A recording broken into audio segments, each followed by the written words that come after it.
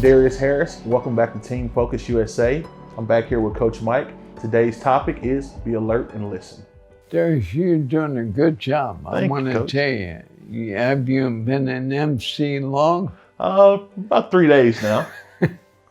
But you're doing a good job. Yeah, if I add in my time with Team Focus, probably 14 years.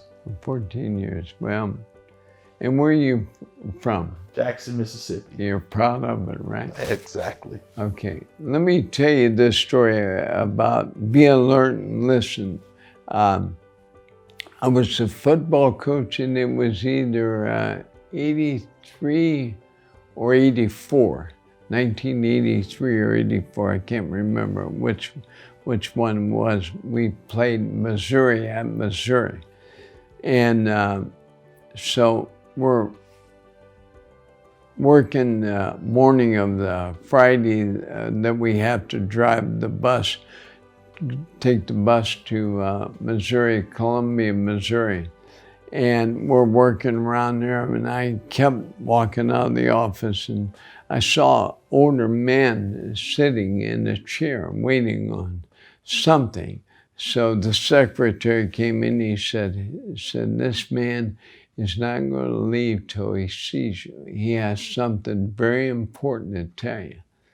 I said, but does he realize we're going to Missouri here in a little bit, in Columbia, and busing, and I got to be ready to leave? He said, I've told him all that, but he said he's not moving till he talks to you. And he was probably about 95 years old. So I thought, I'm going to meet with him. So I said, bring him back. So we went back and we sat down, and he said, I want to talk to you, young man. And he said, I want to talk to you about the importance of the Missouri-Kansas game. And I said, I knew they were a rival, but I didn't know. He helped me because he put it in perspective, his thoughts. He said, back in the 1880s, he said, Quantrell burnt our city of Lawrence down. And he said he was a Missouri graduate. I don't know if that's accurate or not, but he said, so if you don't beat Missouri more than Missouri beats you, you're not going to be here long. Now, I think it was my first year out there, and it could have been my second. And I got to know that Missouri was very important. And so I thanked him, and he said, remember, don't lose to Missouri. I said, okay. So we take the bus down, and we have our meetings at the Holiday Inn in Columbia, and we're meeting, we're going over everything, walkthroughs on offense, walkthrough on defense, walkthrough on special teams. And so now it becomes 10 o'clock, we go to bed. We have an early game, 1 o'clock p.m. game Central Time at Missouri. And they're really good. At that time, they were probably 7-2. And at that time, we were probably 3 or 4 wins and the rest losses. I was trying to get better every year, and we were getting better and had a pretty good football team.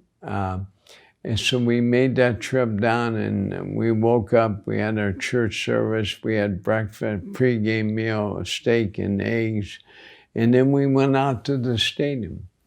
And I remember distinctly walking on the field. I had a sport coat on and walked on the field, and nobody's in that stadium.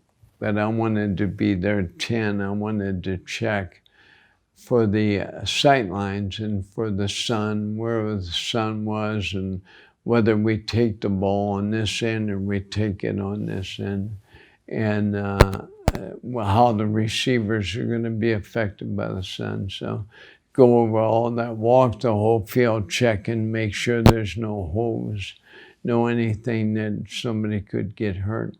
So I'm walking back off the field, and a true story, because God can get your attention a lot of different ways. And so I didn't want to miss any chance. So I'm walking into the stadium I look up at the sky again, and my thought is, what a beautiful day. There's not a cloud in the sky. I said, this is going to be great. And Missouri's good, though, but it's going to be a great game. So I walk by these two state highway patrolmen, and they're talking, and I'm not listening to their conversation until one of them said to the other guy, he said, you know, it's going to be a bad weather day. And I'm thinking to myself, I'm slowing down now. I'm moving fast, but now I'm moving slow because I want to hear, what is he talking about? Because in the 80s, that was before cell phone. That's before the Weather Channel. So you can't watch the weather and figure out what's going to happen. And usually the local weather's half right and half wrong, so nobody pays any attention. So I slowed down, and I was hoping, I wanted to go say, what are you talking about? What are you talking about? But I didn't feel that was right. So he said, no, he said, I'm telling you. He said, it's hard to believe, he said, because of this weather. It's so beautiful here. But the game starts at 1. He said at 1:30, he told the younger guy, he said, it's going to start raining. At 1:45, it's going to turn to sleet. And he said at about 2 or 2:10, it's going to snow like heck. And so I'm thinking, I said, I better go back out there. So I went back out there. I'm looking up. I don't see a cloud. I don't see even a little feather in the sky. I said, what am I going to do with this information? This guy's saying. Now, I don't want to talk to him because I don't want to alert him to go tell the other coach either. And so I said, okay, I have a decision to make. God's maybe speaking here, I don't know. Or maybe it's just happened. But I have a decision to make, whether to stay with the game plan or whether to change it. Because if it's going to rain and sleet and snow, that would change my thinking a little bit. So I thought about it. I didn't go right in the locker room where the players and coaches were. I sat outside for a minute and thought, okay, here's my reasoning. I could junk everything we practice and do something else and take the ball early, try to score as much as we can early before this hits. Or I can forget about what he said. So I thought, okay, what do I do? So I couldn't talk to the other coaches about it because I didn't want to alarm anybody in the locker room that the weather's going to get bad. So as I walked into the locker room, I got all the coaches together. I said, listen, here's what I believe we're going to do. And I said, don't ask why, but we're junking everything we did all week. You never do that because you put so much time, but I'm convinced something happened. And so I said, here's what we're going to do. Back then, you never took the ball, the opening kickoff. You always kicked to them, and you wanted the ball in the second half. I said, we're going to take the ball. And they said, well, we're going to take the ball? I said, yeah. I said, I want to open up. I want to throw the ball as much as we can, draws, traps, throw the ball. Let's try to get right down the field and get some points on the board. I said, and on defense, let's blitz him, stay after him, try to make a mistake, try to block a kick. Our goal is to get some points on the board quick. So, and one of the guys came to me and he said, Coach, are you all right? You feeling right? I said, yeah. I said, why? He said, this is highly unusual. I said, Forget about it. We're going after them. I said, we're taking a different role here. So we took the ball, we won the toss, we took the ball. They kicked off to us, we started throwing the ball, and we go right down the score. We're ahead 7-0.